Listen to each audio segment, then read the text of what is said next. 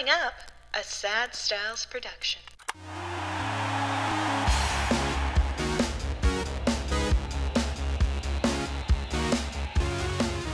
Hello and welcome. My name is Mikey Aaronworth, signing on to the sign-off of Frameworth podcast for yet another week. It is the forum for all the stories you didn't know you wished you knew about the world of sports and sports marketing. I am joined in studio in lovely Toronto, Ontario, Canada, by the president of Frameworth Sports Marketing, the guy who always loves writing as soon as the intro starts, Brian Aaronworth. Dad, how you doing? I'm making notes. You're making I've notes. already thought of questions I want to ask. Just constant thinking of questions. Always. It's great. Always. All the time. I always notice that because for those of you who aren't watching on YouTube, you may not know this, but I'll ask the guests, is everyone ready? The whole room ready to go? I start my introduction and it's like that's your cue to look down and start writing on your piece of paper. But whatever you're doing, it's working for you. We read last week a review that someone gave specifically to you. And I'll say, look, if you're out there leaving reviews for the podcast, make sure to show a little love to me as well. Come on, what are we doing? What are we doing here? It can't just be for my dad. Just kidding. So look, I didn't say this. We're not reading a review at the top of this episode, but if you want to put yourselves in the running to receive a signed 8x10 photo from one of our Frameworth athletes, make sure to leave a rating and a review on iTunes. We read one of those at random at the top of most episodes, and we give that person an opportunity to get a free signed 8x10 photo from one of our players. But instead of doing that, we're just going to go straight into today's show. Our guest today is someone who has dedicated his life to the preservation of hockey history. He's an archivist, writer, researcher, historian, and probably knows more about the sport than the combined knowledge of all of our listeners. He's been dubbed the Columbo of historical sports videos and is readily called on by the Hockey Hall of Fame, TSN, Sportsnet, CBC, and the NHL to provide guidance, authority, and insight into the world of hockey. The world has benefited greatly from his dedication to the world of sports, but it's time that we dedicate the next hour of our time to understanding the history of this man himself. Ladies and gentlemen, Paul Patskou. Paul, thank you for joining us. Oh, thanks for having me. And it's nice to see you guys are prepared. It's kind of looking forward to seeing what you can ask. No, I just know you, Paul, but Mikey does his homework. I just sit here and listen to what he brings up, and then I can comment here and there. But oh, okay. But I see you making notes, which is good. Got to do it. You know how some people have those nightmares where they wake up and they've shown up to an exam or something like that without having studied, or it's a class they didn't know they had all semester or something. My dreams are the ones where I wake up and realize I'm in the middle of a recording with no notes. That's how that now manifests itself to me. But no, I absolutely have notes on this, Paul. You, myself, and my dad, we've known each other a long time, almost running parallel companies or realms of work in some capacity. I mean, Frameworth is heavily involved in the maintenance, uncovering, and celebration of the history of hockey in so many sports. And it's no different really than what you do, although you do quite a bit more in terms of the digging into the sports, the history, the uncovering, things that we didn't even know we had on film specifically. That's something that I want to talk about quite a bit as we go into it. You do so much in your life that pertains to the world of hockey. I've heard you described as a writer, as a journalist, as an historian, as a video archivist, especially specifically. How do you define yourself? What is it that you do? Well, I started off just as a hockey fan as a young kid. Mm-hmm. I remember watching games with my dad back in, the early days. I was 7 years old, I think, and I was intrigued by Hockey Night in Canada every Saturday night. Mm-hmm. No one went out; everybody watched it. And it came on at 9 o'clock back then, so we missed half the game. And I lost my dad a few months after the last time we watched the game together, and I always wanted to recreate that feeling, So I started looking for old film. Mm-hmm. No one else was doing that, and of course, CBC. Everyone said it does not exist. Right. Okay, well, I didn't give up. Yeah. Found a big break at the National Archives in Ottawa, and then I started seeing what was there, cataloging it all and everything, and then I got hooked up with people in the business. Mm-hmm. And then I started working with Leafs TV, did classic games. But everybody thought I was a genius because I knew where everything was. Right. And no one else did. Right. And that was my plan to do it. But it certainly grew more than that.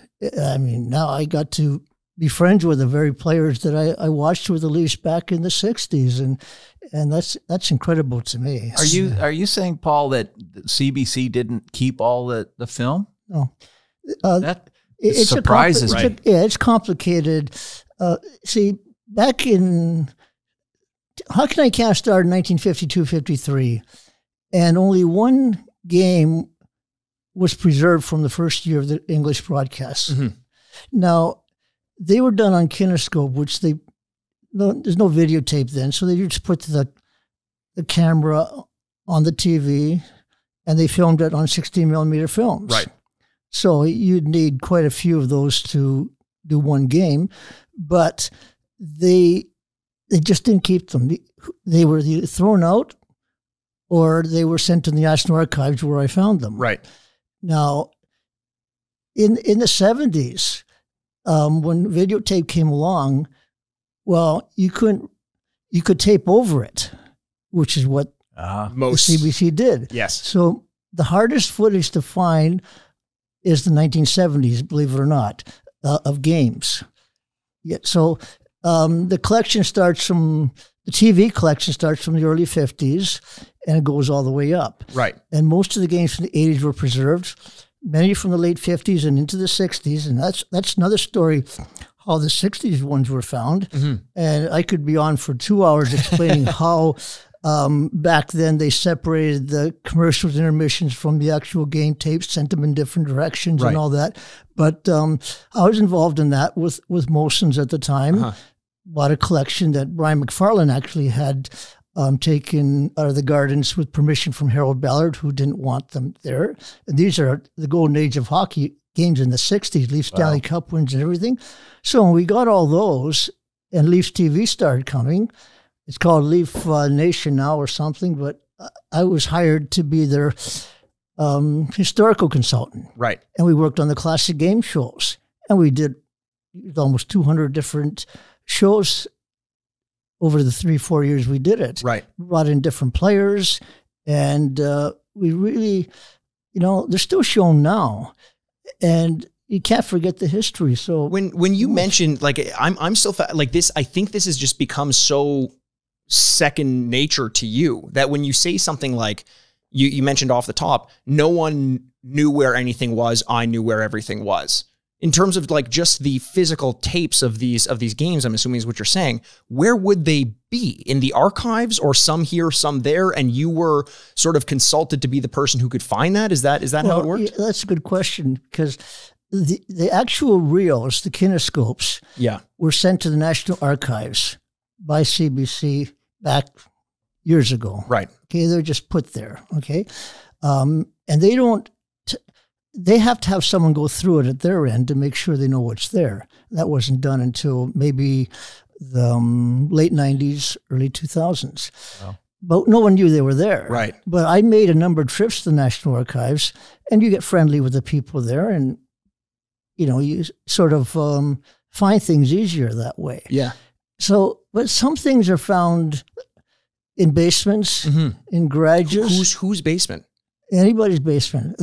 There's one game that the CBC used to lend these kinescopes out to people. Right. So this guy had in his garage a game it was 14-1 for the Leafs, 1957. And the sign-out slip for returning the film to the CBC was still in the can. I thought that was incredible that they would actually do that. So naturally, if that doesn't exist at the National Archives, because it was never sent, and there was no record because the sign-off sheet was in the can itself. It was still in there. It's just like Darryl Sittler's 10-point game. Yes. You see, they gave it to him, okay, which meant they erased most of the games to the 70s. Right. And fortunately, they didn't erase this because they gave it to Darryl before they did this. Right. Now Darryl can't find it, so we still haven't. Yeah, no, we've been working with Darryl to do that. At one point, he did find it because we are exclusive distributors of that autographed piece of memorabilia, the 10-point night. Right. But we've only taken a still. And at one point, we did a series of stills from the thing. So at some point, we had it. Darryl had it. And now we're asking for it, and he can't find it, which is, it may show up somewhere. Well, yeah, that's a pretty significant game. Big time. It feels, what are some of the games? Because like, I honestly, for our younger audience listening to this may sound crazy. If you understand that like physical media is finite, it can get lost. But for a younger audience listening to this, the concept of just not having access to something which was broadcast may actually seem foreign. However, there are cases where there are very significant moments in history that, as you're saying, are now completely lost. Is there anything that you know of? What is the game or the moment that you've strived or struggled to find? Maybe with no positive results yet. Is there something out there that's kind of like the holy grail of this is the video I'm looking for? Well, yeah, there's the Bobby Orr game when he scores in overtime. I've heard of it. Yeah. Yeah. That was not saved by either CBC or CBS. There's also, well, let's take the Bill Barilko overtime game, for instance. Sure. Okay, there's no television back then. Okay. And, but the Leafs had filmed all their games starting in 1943, 44. Mm-hmm. One camera in the greens. Shanny McKenzie used to film them for teaching purposes. They would show the players the game the day after with the mistakes they made and all that. Right. Well, a lot of those survived. Quite a collection of them from the late 40s all the way up. Some famous moments too. But the broken one was not listed. Right. So one day I was searching through the archives database and came across a film and it said unidentified hockey. Oh, that's interesting. And I asked for permission. Now you just can't go, they just won't send it to you. You have to have permission from the owners. Right. I was working Leafs TV at the time, so got permission to get it. And I was still unidentified when I got it. So I'm watching it, and I can tell the year right away. Right. You know, and based on the players, based on... Oh, yeah. It's simple for me. I right away I can tell it's 1951 by the players. And if Barilko was wearing number 5, you know, it's that only that 1 year. And I'm watching it, and I said, can this be the actual game where Barilko scores? And it was. Wow. And not only that, it had all the post-game celebration on the ice that no one's ever seen. It was just, what a find. So footage that's just sitting there that no one's checked in on accounts for the overtime winning goal, one of the most iconic moments in Toronto Maple Leaf history that no one's going to find unless you just decide as a person who's come across an unlisted film to go check it out. That's right. That's fantastic. Now there are, how would you kind of like separate out the number of times you find something by seeking it out specifically versus you're just watching tape and find it? Because I know there's one case of Willie O'Ree, an incredibly important moment in hockey history, the breaking of the color barrier that we may never have had archived unless, and you want to tell the story? Yeah, boy, you sure know you do your homework. I'm working on the Hockey People's History. It's 2005, 2006, 10-part series. Mm-hmm. And of course, they're going to cover Willie O'Ree in episode 5. Right. And so we have access to the CBC Sports database and all my own databases. And I thought to myself, why don't I go to the CBC News library and see if there's any sports stuff there? You know, so I did. And I see this listing of the date that Willie O'Ree played. But it doesn't say anything about Willie O'Ree. It just says some prince from Laos has come to Montreal, and they took him to the Montreal Forum. Oh, interesting. So I request it. And if it isn't Willie O'Ree's first NHL game. Wow. You know, and of course now the CBC knows that they have Willie O'Ree in that footage, but they didn't know it before. Yes. So it was on that exact date, and they show him on the ice there wearing a different number sweater and signing autographs and all that. So you have to search in different places.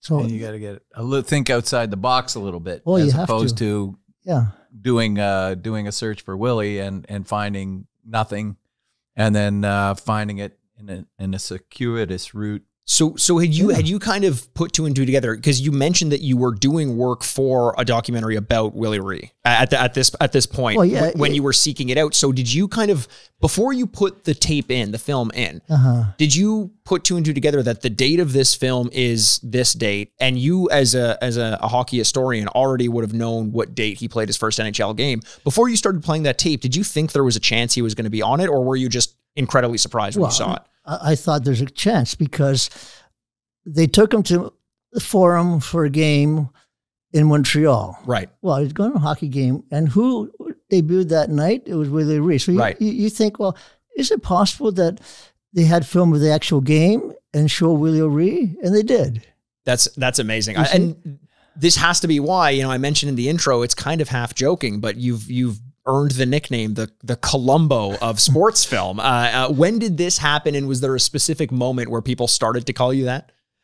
Oh, I've been called a few things, like, you know, National Treasure of Canada and all these things, because I like to preserve the history. And yeah. I don't want to forget all the alumni from the past. Yes. You see, but with these tapes, when you look at them in the 30s and 40s and 50s, there's a lot of myths of stories that may or may not be true, but the video will tell you if it's true or not. Right. And there's a lot of instances where I found things how they really happened and not as they've been written over the years. And give us an example of this. That's curious. Oh, you know, there's so many, I can't think of one right now, but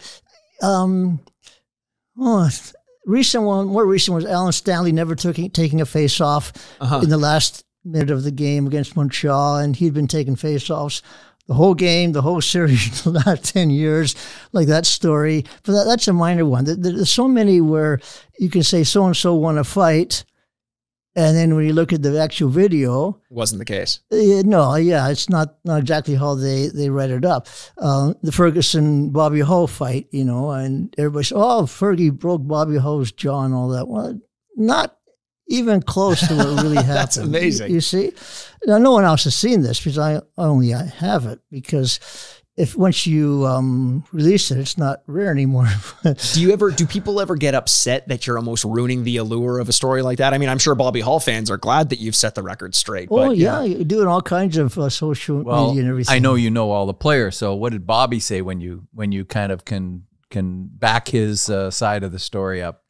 I'm sure you told him. Well, yeah, and Bobby's got a tremendous memory, by the way. Yeah, oh, of course. You know, he remembers everything. I remember the first time I met him, he called me at work, and I asked, well, I'm with a client. Can you ask who's calling? And the girl comes back and says, well, it's Bobby Hull. I said, you know, so the guy with me says, Bobby Hull calls you, and I saw somebody playing a joke, but it was Bobby Hull.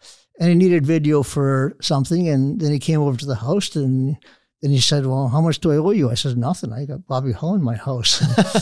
And he's been like a friend ever since, and he's remembered that. And that's quite a few years ago. So, yeah, I also found this footage, which is incredibly interesting. Now, we know that, most people don't know that after 1959, when Rangers were eliminated in Boston, they went over to Europe on a tour, and they played against each other, different cities in Europe. Well, the players were given movie cameras. This is 1959, and some of that survived. And you see Bobby Hull when he's young, and all these great players kidding around in the streets of Vienna or wherever. And to me, that footage is great. It shows you what they were really like back in '59. Well, I saw that footage somewhere. Was that from we did that for Eddie Shack. I may have sent that to you because Eddie talked about in his book. Right. You see? And Eddie, there was more stories that Eddie probably told us that we couldn't put in the book. Lots of them. Yeah. And there's a fellow in Boston who you might know. He's got a color film of that. And to me, that's historical stuff. Wow. And, you know, I don't know if you were going to bring up the fact that Paul had a big part in our Eddie Shack book. It feels like a good time to do so. Yeah. The Eddie Shack book that we would have published in just prior to the pandemic, essentially, right? Yeah. It would have been, was it 2019 was the year that we did it, or 2018? When did Eddie pass? It was just after 2020. 2019. The following year, yeah. So it would have been 2019. Yeah. And an undertaking that I don't know. I mean, as the way my dad operates is everything has to be quicker than the way that it's supposed to be. And from getting all the stories from Eddie to writing the book to consulting with people like you, Paul, getting some of this video footage, some photographs as well, all of this. Now, do you just kind of spend your time watching these unlabeled videos, archiving them, sorting them so that when people come to you, you have access to sort of a database, or do you have to seek it out when people are asking you about it? Yeah, the last part, because I don't have the time now to just go and watch something. I have it cataloged, of course. Not everything's shot listed, but a lot of it is. When someone comes to me for a certain request for footage, then I know where to go. Right. And right now, I'm involved in, 13 different projects all at once. Wow. And it's keeping me too busy. The biggest one is the 50th anniversary of the 1972 Summit Series. Right. 4-part series that's going to air on the CBC in September. That is huge. That's keep taking a lot of my time. We're also working on a book on the 72 series. There's the Harold Ballard documentary. There's a Leaf film we're doing, a Marley film we're doing. We're doing the Boreas Salming movie. I was approached for that one, and I couldn't turn that one down because... Boreas Salming movie, this is a documentary or a biopic? No, it's actually a movie with actors. Oh, wow. And I got myself a part as a... as Boreas Salming? No, no, as... well, I don't know. I won't be a speaking part, but I just wanted to be on the set, actually. That's amazing. Yeah. But yeah, they're working on that now. And that's in production. And Borea has a great story. And so that's another, but with all these different projects, and I'm involved in podcast Hockey Time Machine, Mike Wilson's show, Joe Tilley's. It doesn't leave time for much else. Do you like being someone to whom the mouthpieces come to for information, or would you rather be the person telling it yourself? I mean, you mentioned Joe Tilley, you mentioned Mike Wilson, you mentioned the person who is putting together the Boreas Salming movie, but you're the one they come to for the information. They're just telling other people. Is there a part of you that kind of wants to be that person, or do you like being the person working behind the scenes, making sure that all the right information is getting to those who want to say it? Yeah, I remember a few years back, they'd call me from the production truck during a Leaf game to ask me a question or something for the podcast. But that's another thing, being in the truck itself watching a game. Right. Everybody should experience that if they can.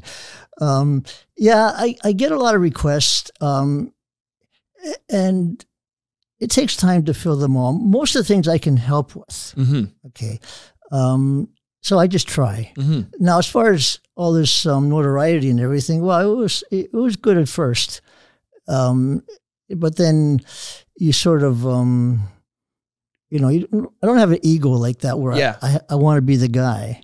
Is it more just about the love of the sport and making sure that these things don't get lost? Because that's more important than me hearing about it right here and now. I want to know that if I need to refer to something, it documented, right? Like, that's so important. I mean, I think about just the simple fact that hearsay is what we determined past hockey experiences on. You know, the fact that Bobby Hull lost a fight is just, that's what people are saying. I can imagine also there are cases where almost stats have to be overturned because it would have been based on score sheets that people are paying attention to. But are there any cases where you pull up like, hey, imagine finding Daryl's 10-point night video and realizing someone else touched the puck before it reached, like who knows? Are there any stats that have to be sort of overturned? When you look at the video and you see who's, okay, Bobby Bond scored a overtime goal in 64 playoffs. Right. Yeah, okay. Very famous. Very famous. And there was one assist on the play, Bobby Pulford. Well, Pulford's on the bench. Langlois shoots it up anyways on an assisted goal, but Pulford wasn't even on the ice. Oh, interesting. And they gave him an assist on it. So there's more than that. There you go. So there's one of those things that that's fantastic. Like in the realm of non-video replay as well, you don't have the people managing the score sheets with it. If they blink, maybe they're a little hungover. Who knows? Maybe they miss a goal. I don't know. They write the stats down wrong. I would be so curious to see how much not the stats ranking, because I'm sure it's not going to come into that big of an effect, but like how much things change when you actually do get to go rewatch it. I'll give you another example. Sure. This one is because Pete Stemkowski's a friend of mine. Game 6, Leafs win the cup. Pappen shoots the puck from the boards and it hits something in front of the net and goes past Gump Worsley. So Pappen gets credit for the goal, and is the winning goal of the last Leaf Stanley Cup. Right. Pretty good legacy, right? Yeah. Pete says to me, you know, that really hit me and went in the net. I really should get credit for that. Well, let me check the video. Sure enough, the puck hits Stemmer. Now, they announced it as Stemkowski's goal at the time. And in the radio version of the broadcast, they talk about Stemkowski scoring it and all that. Right. But Pappen was always given credit for it. You see? Interesting. So what would the score sheet have said? What's that? What did the score sheet say? Oh, that would have been Pappen. Pappen. It did say Pappen. Yeah, Okay, they changed it to Pappen. You see? To fit the narrative or to, yeah. Yeah, well, Pappen doesn't want to give that up. Right, of course not. You know, but Stemmer needs some legacy, and he thinks that this should have been given to him. That's fascinating. So, now, can you go ahead? Like, is there a push to have that changed, or will it ever be changed? You know, the NHL, which is really good, they on their website, they put all the game sheets on. Yeah. Okay. So sometimes you'd send something into them with proof and they would change it, but not many times will they change it. Like, they won't change that. Right. You know, I mean, that would cause a bit of a problem. Seems like it, right? How do you pull that away from someone, right? That's right. I get the spirit of it. It's cool to know that there are variations that exist, though. Oh, yeah. Do you, like, you know, hearing you describe the stories that you're witnessing in the video? I know you were a graduate of history, right? You went to school for history. Yeah. So has this always just been a fascination for you? Not necessarily sports, obviously, just history in general, but it seems like a mind that's geared towards that, has a memory for these sorts of things. Yeah. I like history and the sports, not just hockey, but football and baseball, but mainly hockey. And like you said earlier, somebody has to be able to find this footage because it's Canadian, it's historic. Right. You see, and what I've done is I must have made tapes for former players with their families, maybe about over 200 now. Because they want to show the grandkids that they played. Right. Amazing. I've got tons of those stories. Yeah. And whatever they need. Do you mind me asking, is that like a gratis thing? I mean, obviously it's a lot of time and effort that you put into it. Can you charge for that? Do you just do that out of the goodness of your heart? Or a combination of both? You don't ask for, I don't ask for money. And I wouldn't. I mean, these are the players that made the game. You know, so that's a real feather in your cap. The fact that, you know, that you're passionate about it enough just to do it as a goodwill gesture, because some of these families, I mean, we're talking about an era where there wasn't a lot of money in hockey. Right. And so some of the families didn't have it. I mean, Eddie Shack made a living mostly outside of the game. That's right. And a lot of the guys that have money from that era made their money outside of the game. It was only in the 70s, 80s, and onward that they started to make a little bit out of it. So. Don't you think they should have this footage? Of course. Absolutely. But, you know, I mean, work is work. I don't think anyone would have faulted, hey, Columbo wasn't doing pro bono work, you know? I'm not going to. Most of the work I do is for free anyway. Yeah, and for the love of it. Where does your, like as I mentioned, when you're describing the year and knowing what the year is and who was playing and this and that, what came first, your deep understanding of the stats and the players and the years, or your affinity towards watching past tape? Like, were you always this knowledgeable about the history of the game? Yeah, that way before I went to the footage stuff. I was always interested in it. Right. You know, and read every book. I know if you grew up in that era, I grew up largely, I don't remember the 50s. Right. But 60s, I mean, you talk about hockey night in Canada.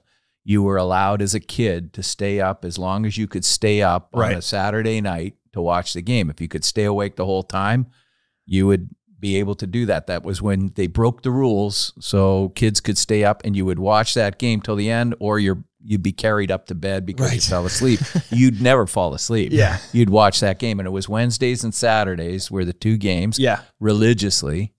And you knew everything about every player, every number that they wore. I mean, the kids today are pretty good at that It'd be too. like But back then collecting there was only cards 6 teams. So. Right. Yeah. I could name every Pokemon as a kid back in the day. Yeah. I think that's just it. Just knowledge in one ear, out the other, not usable in my day-to-day life. Yeah, I could name all the Leafs from the 31, 32 team, the sweater numbers and everything all the way up, because I have access to all the footage. I can watch it. And it's a fun thing. Mm-hmm. If it turns into a job and you're under pressure and you have to charge money, it's not as much fun. Right. Right. It isn't. But you got to put food on the table. Well, I know. If it's the NHL, I did some work for the NHL for the Centennial, 3 different projects, and they paid. Yeah. You know, that's so you different. go to the people that have the money at least. Right. Yeah. Exactly. I remember this girl came to me. She wanted to do a documentary on her dad. And so I'm helping her with it. And she said, well, aren't you ever going to ask me for money? I said, no. Because she's funding it herself, right? Right. You know, and it's for her dad. Right. You know, so I've done that a few times. That's great. I mean, and it seems like that has warranted you a reputation in the realm of sports and the realm of hockey as well. And, you know, it was 1959 you mentioned was the year that the Leafs clinched the playoffs in their final game of the season, a game that you had watched with your dad, and that kind of put you on this path to recreate that moment. That's right. Look up the archived footage, and that kind of puts you on the radar of the realm of the NHL, who was saying, "Oh, there's this person out there who's interested in this sort of thing. Let's give them more projects and see how much more they're willing to do." And I think it was Brian McFarlane who reached out to you as part of this. Was it a longtime announcer on Hockey Night in Canada? That moment of knowing that you're just doing this because you wanted to recreate a moment between you and your father, to Brian McFarlane reaching out to you, someone who you would have listened to during that game. What does that do to your perspective of the sport and the community? Is that kind of what has instilled in you this feeling of community, helping other people out just because you have the ability to? What did that mean to you? Well, I have the ability to help people, and that's what everybody should do. But Brian McFarlane is my mentor, a great friend for many, many years. Helped him on his books and a whole bunch of things, and he opened doors for me. Like, you just can't walk into these places, NHL, Right. CBC. I mean, you have to have someone to speak for you, or Hockey Hall of Fame as well. Right. And I've been affiliated with them for many years too. So, having Brian open the doors for me because he's well respected. And a historian in his own right. Yeah. He was a historian, Yeah. you see? And I can't compare myself to his writing, but he's a modest fellow too. So, and he's still writing books. He's 90 years old and he still writing, and he has to keep doing that. Sure. You see, but he had old footage. In fact, the person that told me about it was Billy Harris, the former Leaf. He said, well, I only have these cans of footage, but talk to Brian McFarlane. And I did. And that made things a lot easier. Everything expands, right? Right. You work for one, then once you're inside, then you get access to more footage. Sure. And, you know, you connect with other people and networking, and that's how it works. But you have to be honest, and you have to be there for the right reasons. And you have to prove your reputation, right? They're not going to, if they let you in the door and you snag one of those reels and they find it in your basement with a sign out slip in it, that's not going to win you any favors. I remember doing the Leaf Classics there in the middle of the summer, and it was hot, and we had all kinds of great Leaf players. And someone asked, well, did you get so-and-so's autograph? If I did that, I'd be out the door real quick. You just don't do that, you see?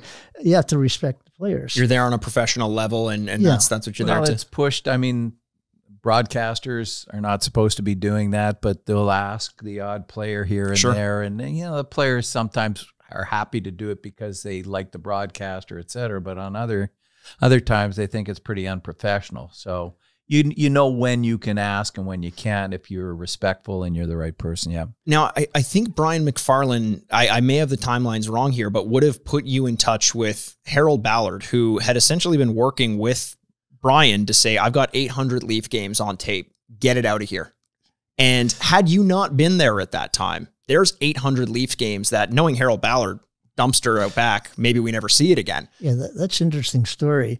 Brian always said to me, well, I've got these films stored away in a place called Chisholm Films downtown, and I can never get my hands on them. I'm not sure what's in them. The story was they were all in one room in Maple Leaf Gardens. Brian was working for Harold, and Harold kicked one of the cans, and, you know, Brian said, well, can I take this? And he said, you can take the whole lot of them, right? Yeah. This is the golden age of hockey, the 60s, all the Leaf Stanley Cup games and regular season games. So, the person who made the deal with Brian way back when, he passed away. So the person who took over that film company would not give Brian the time of day. Oh, wow. So these things stayed there for years. So I started working for Motion Sports and Entertainment, and that's when we started getting into the looking for the old games. I said, well, there's this collection that Brian can't get a hold of. So started things moving, and Motions, they had the proper, you know, consultants, lawyers, whatever, and everything. And I got them all together, and they made the deal, and we retrieved all those films. I had to go through them all, shot list them all, but that's not much. That's a pretty good job to have. Yeah. And so these were actual. Sorry. What is shot list? What would that be? It would be someone makes a body check, someone scores a goal. Oh, so you're running through. That's right. Yeah. Are you watching this at 1-to-1 speed, like 800 games? How long did that take? Well, it took a while. Yeah. And I was working full time at the same time. Wow. But the Chisholm games didn't have the intermissions. They just had the 3 periods of game action. The intermissions, openings and closings, were at National Archives. Back then, because of the sponsorship things and the commercials and all that, they separated the two. Right. So the game footage went to Maple Leaf Gardens. The actual other stuff went National Archives. And now you got a jigsaw puzzle. Yeah, but then you put them together now. Right. Because you have access. See, so I was involved in that. There's a lot of different things that I've helped save. I'll give you another example of the 72 Summit Series. Right. Okay. Now, you probably know the story, but, you know, when they Hall of Fame wanted to show all the 8 games complete at I think it was the 35th anniversary. Okay. 1997. So they went to the CBC, and CBC said, well, we don't have them all. How could you not have Summit Series? Remember, this was the 70s when they didn't keep anything. And so they couldn't show the games. So they couldn't show the whole games, all of them. So they came to me, and I said to them, well, I don't have them, but I've heard of somebody who says he has them. Okay. Here's his number. I had no idea what he really had. So Hall of Fame called him, and then they called me back at work and says, well, he won't deal with us. I said, why not? Well, I kind of asked him where he got them from. Well, don't do that. But so I called the fellow, and he said, well, if you want these, you got to come down to my place downtown Toronto with certain money in cash, quite a bit, and you can have them.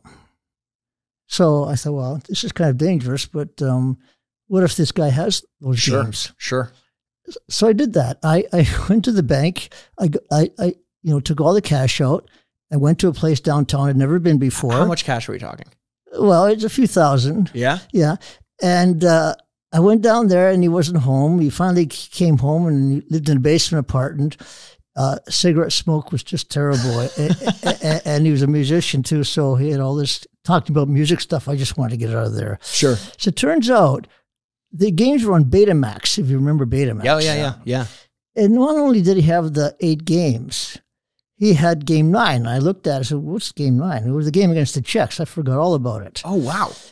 And also, there's about, 150 other Betamax tapes, all international hockey, including the games that Gretzky played as a junior in the World Championships. Whoa. No way. No one ever had those. They weren't saved. CTV televised, but they didn't keep them. So I had those. So everybody has them now because I just let people have them. And that's how those things became. So when when you say CBC didn't save them, how do they exist then? Did somebody just take them out of the, at the time and just take them? Well, he wouldn't say.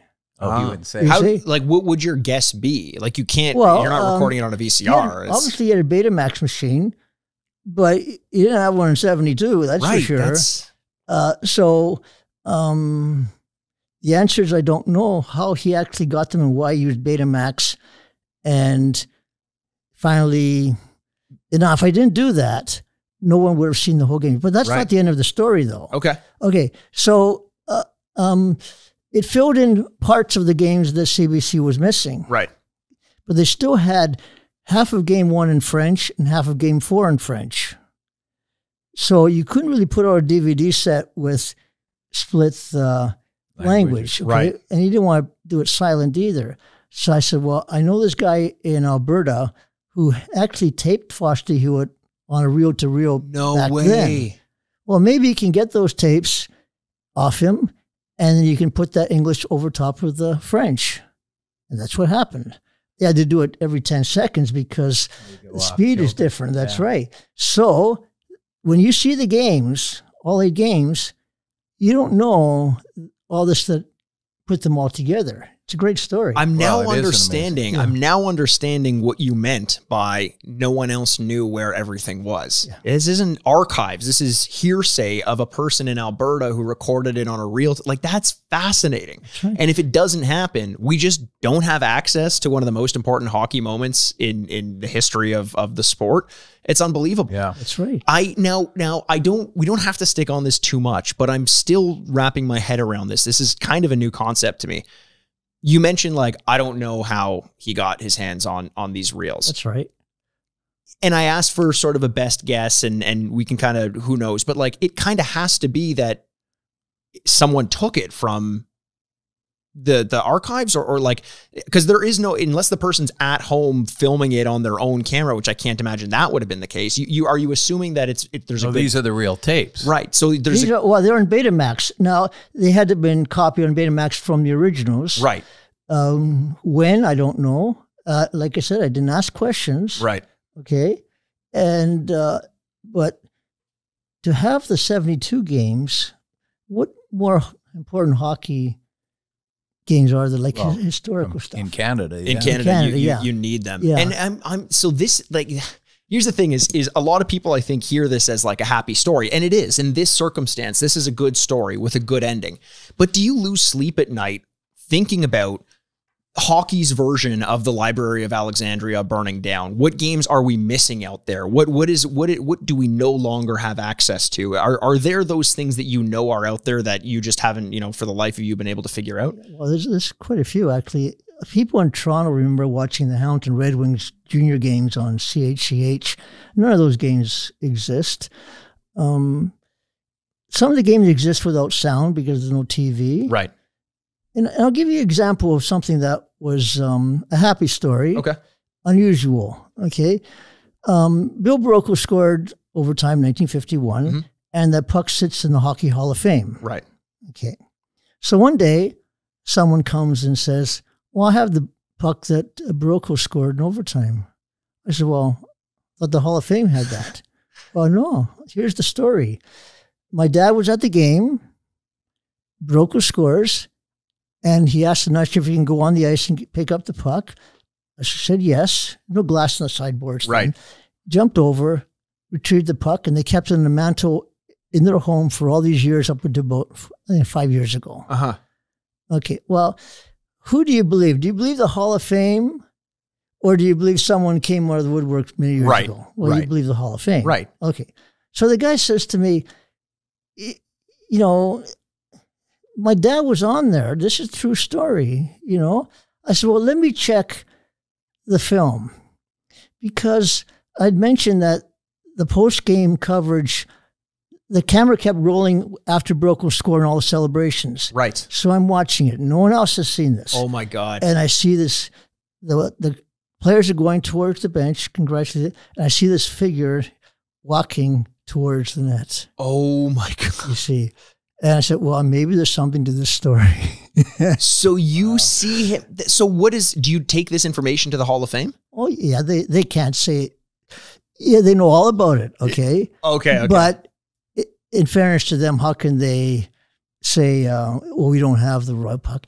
But their story didn't make any sense. Mm-hmm. Well, I was told to them, okay, that as soon as the puck was scored, the referee took it and he threw it over the glass to someone in the wheelchair. Right. That was the official story. Well, when you look at the film, the referee didn't pick up the puck. He skated off the ice right away. Puck's still in there. And their story So the gentleman's story that told you that is more credible than the Hockey Hall of Fame's. Yeah, and there's more proof to that. Yeah. But like Jim Pappin's goal versus Stemkowski's, you don't want to go back and change history after you've been telling it one way the whole time. So, but for me, that's the fascinating part. I love that. I mean, there must be so many cases like that. You know, you talk about, I kind of brought up the Library of Alexandria thing, like all these games that must have been lost. You are one person doing this. Primarily, it seems like you have a heavy focus on like the Toronto Maple Leafs, at least in the case of Harold Ballard and getting rid of all of his films. Are there teams out there that we just know there are gaps in the 70s of like, sorry guys, but we just can't watch those games? Nobody kept games in the 70s, not any of the TV stations in the States either. This is the odd one. Other teams, see, the reason I have more Leaf stuff is because the Leafs saved their stuff. Right. Simple as that. Hockey in Canada from the 50s and 60s. And well, they tried not to, though. Ballard tried not to, at least, and you got in and intercepted them. And that's only because of the sponsors at the time. They split the games back then. Now, it seems unreasonable now, you know, but back then that's what they did. And so all those games were saved. They'd still be sitting there if we didn't get involved in it. Right. See, so, you know, there's other games. I like to find games from the CBS when they did games in the 50s. They say they don't exist. Just because somebody says it doesn't exist doesn't mean it's true. Right. Look at the Ian Turnbull 5-goal game. That wasn't saved, but someone had that, and it was on Betamax as well. Wow. See, and if somebody didn't take the actual and like in the 72 series that you're talking about, they took the actual footage and then recorded it on beta. Mm-hmm. Now, was there somebody responsible for doing that at the time, or did just somebody take it as their own initiative to do that, which meant that it existed in another form that somebody else could have stolen, taken, walked out the door with, or given somebody some money for? That's right, Brian. Yeah. I mean, things disappeared. You see, the different reasons why games don't exist. We know why the Sittler game wasn't part of the ones that got erased, okay? Sometimes a player will get the gift from the CBC if it's an important game. That's good. Oh, interesting. Yeah. Okay. So, but I mean, if you left it to a guy like Harold Ballard, who's a reverence for the history of the game, it was just all about making money for Harold. That's right. And I remember, Mike Wilson, who ended up going to, I mean, the boxes and boxes, Barilko's contract, Mike got. That's right. It was sitting in a box somewhere. Now, if Harold knew it was there, he'd just throw it out. Yeah, Like not throw out specifically that contract, but just like I don't have boxes. A need for I don't it. have room for all that. In Maple Leaf Gardens, there was storage rooms and that. Just throw it all out. Yeah. So when they closed the gardens, Mike went down and bought, so many things: the dressing room doors, and all that stuff. Right. Yeah, you've been to Mike's. Well, his man cave doesn't have it anymore, but that was a tremendous thing. I mean, we used to do nights at Mike Wilson's, different theme nights. We did our 1930s Leafs ones, not with the players, but with their, offspring. Okay, sure. And I would show footage. We would have King Clancy's son. We'd have Primo's granddaughter. We'd have Charlie Conacher's son. I mean, fun night. Exactly. And that's where you learn, because they'll tell you things, not just them, but other players. And we must have, I don't know, about 60, 70 different theme nights we did there. Yeah. And Mike was so generous that he hosted them, and it's just incredible. And that's how you learn, Well, I mean, it wasn't just, shouldn't say it that way. He had the grandchildren of great players, but I mean, he had Bobby Orr in there. He had Wayne Gretzky in his basement. Yeah. I mean, he put together some great events from grandchildren all the way up to the greatest stars that ever played the game. And they were all in his basement or out by the pool. And what great evenings they were. I mean, from the moment in 1959 that you started, or the moment you started looking for this tape from 1959 to sitting in a basement with the likes of Wayne Gretzky and giving him something that he hadn't prior had access to because you found it in the archives or showing him something he hadn't seen before. What does that do for you? I mean, that's got to be surreal. Well, yeah, it is. That one of those nights, and it's for a charity fair that Mike organized. They had Esposito and Mike Keenan, Bobby Carpenter, Duguay, I think, a bunch of other high-level names. And they started discussion with each other. And I learned things I never knew before. Right. Because only they know. Right. You see? So something like that. Of course, the Bobby Orr one was really interesting. And Brian Burke was there too that same time. And Derek Sanderson too. I was there for that. Yeah. I mean, you're right with these guys. Talking to you like you're What was the Bobby Orr story? Well, he had a number of them, but we recorded them. Yeah. And which is a good thing. Yeah. But we had Derek Sanderson there once, as a guest.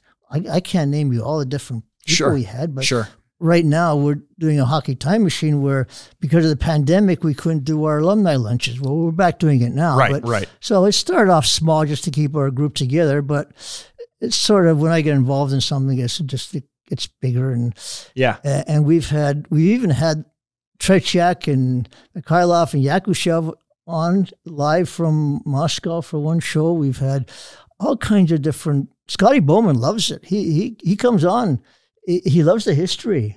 Tell us about the Hockey Time Machine. Tell us about what its goal is. What sorts of stories you tell from week to week. Well, we started off as just a few of us trying to keep in touch when the pandemic started, and then more people found out they wanted to be part of it, and we do know some players. Okay, so they came on, and you do themes. Different teams. We did a California Seals one. We do a Leaf Stanley Cup one. We did a Barilko one. We did all kinds of different themes.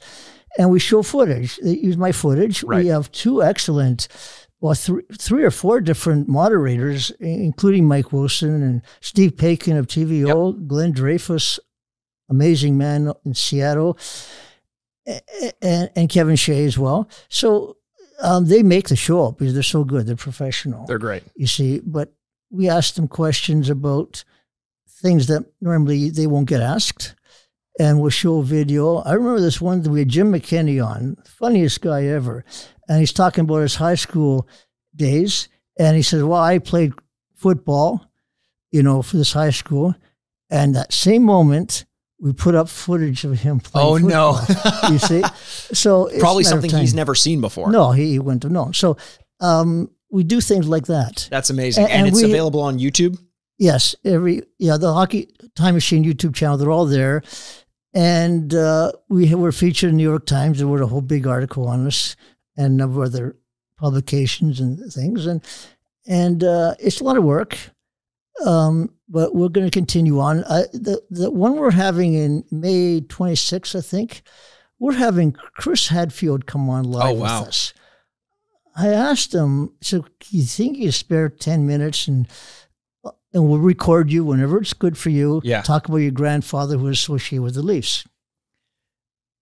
So we get the word back from his people because he's got busy. Yeah, of course. Says, no, he'll come on live for an hour on that night. Now, Chris Hadfield, in case you didn't know, well, you know who he is. Yeah, of course. Okay, the astronaut. And a real Leaf fan. Unbelievable Leaf fan. He heard a rumor that his grandfather, family legend, was a trainer with the Leafs in the 30s. Okay. So through Mike Wilson and Deborah, who they made the connection. Deborah, Mike's wife, yeah. That's right. And we said, well, how are we going to prove this? Well, couldn't have been the trainer. It was Tim Daly was the trainer. But we searched old newspaper articles and we see, well, there is a Sergeant Major Hadfield there. He was the first physical trainer. He was from the Army, and Conn Smythe brought him in to train Charlie Conacher and all these people. Oh, wow. And we found newspaper articles and even found footage. Wow. That was afterwards. And I thought, that's incredible. I sent it to the Hadfield family. So he has this connection with the Leafs. And his granddaughter now has a big connection too, all Leaf stuff. Yeah. So I said, gee, it'd be nice if you can come on our show, knowing he couldn't possibly do it. Sure. But he's coming on. Let's hope it. And when is that potentially going to? Whatever last Thursday in May, the 26th or something. Okay. But he's busy too, so it could be moved to another date. But that's the sort of thing that no one else does. Mm-hmm. It's a different story. Absolutely. I love that. I love the ability to show him something he wouldn't have seen about his own history or a player, I mean, that's fantastic. Yeah. Family legend, quote unquote, proving so much about the NHL and hockey. And I know you did some with football as well, that would have otherwise just been lost to time. It's fantastic that we have people like you out there working on this. The Hockey Time Machine is definitely worth checking out. You can get on an email list as well to find out all the news of the upcoming updates, or just subscribe on YouTube. Yeah. Weekly posts, typically for the most part. That mostly weekly. Yeah. And the challenge is finding the themes is easy, and you want to have the right players joining in. Definitely. Yeah. You could do it. We did the Forbes Kennedy incident when he knocked down the linesman, and we had the linesman and Forbes Kennedy on at the same time, and Eddie Johnston, who was there. And I mean, you have to think differently. You have to think what hasn't been done. Right.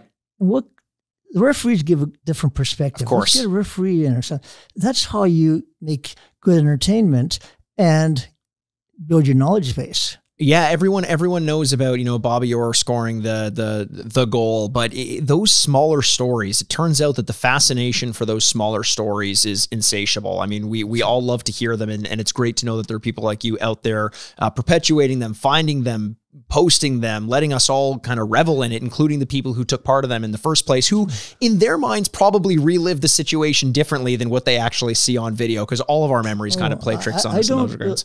Believe everything I read. Right. You okay, got it. There's this famous story of Alfie Moore, the goalie in 1938. They took him out of a tavern and threw him in the net for Chicago. And he beat the Leafs. And that story lasted for many, many years. Mm-hmm. Well, it wasn't true. Okay. I mean, that's a fascinating story. The hockey goalie, Caracas, was injured. Davy Kerr, the Ranger goalie, was in the stands. It's a playoff game one of the finals. And the Leafs didn't want Hawks to use Davy Kerr because he was too good. So Conn Smythe and the Chicago owner, they get into a fist fight, But they knew that Alfie Moore was in the town, and he was a minor league goalie. And he was at home, and Frank Selke Sr. called him and said, well, can you come, and play? He was not at a tavern. Now I found out how that story started, because Chicago newspaperman, 1938, he was upset that they had to put in such a unproven goalie. Sure. And he made this comment, 1938, Toronto thinks it's the center of the hockey universe. 1938. Right. He says they can bring anybody from anywhere, out of a bar, whatever, and put them in net. And that story stuck. Oh, assuming that it's not a turn of phrase, that it was actually what happened. Exactly. It wasn't true. He was home. Okay. Oh. You see, so I don't believe everything I read. Sure. I like to find out what really happened. He can do that with video. Of course. An awful lot. I mean, there's that famous goal Pete Langell scores, Leafs win the Cup in 42. That's the season, came back down 3 games, and they win 4 in a row to win. Well, you look at the photo, the Turovsky photo, and there's no goalie in the net. So people say, well, that can't be the photo. It was Detroit would have pulled the goalie, whatever. Right. Well, it was that. Because when you look at the film from the other angle, it shows exactly how that goalie's not in the net. A Leaf player knocked him out, you see? Oh. So you know now what really happened. You see? So you match the two together. Together. That's amazing. There's a ton of those. There's so many examples like that. He's got so many stories. We got to do this again. I could fill another 4 hours with this. I mean, how many hours of film have we watched? I'm sure there's a story for everyone. But we really appreciate you, Paul, for coming on. Just such an integral part of hockey history. And if you're out there and you've seen all games from the Summit Series, you have this man to thank, who you also just listened to for the past hour, and so much more. So, Paul, thank you so much for joining us. Absolutely. If you found this as fascinating as I have, check out Hockey Time Machine. It's available on YouTube once a week. Subscribe to the channel, maybe to the email list as well, to get those lists on when the episodes are coming out. But Paul, once again, thank you for joining us so much. For Brian Aaronworth, the president of Frameworth Sports Marketing, and myself, Mikey Aaronworth, host of the Sign Off Podcast, this is us signing off.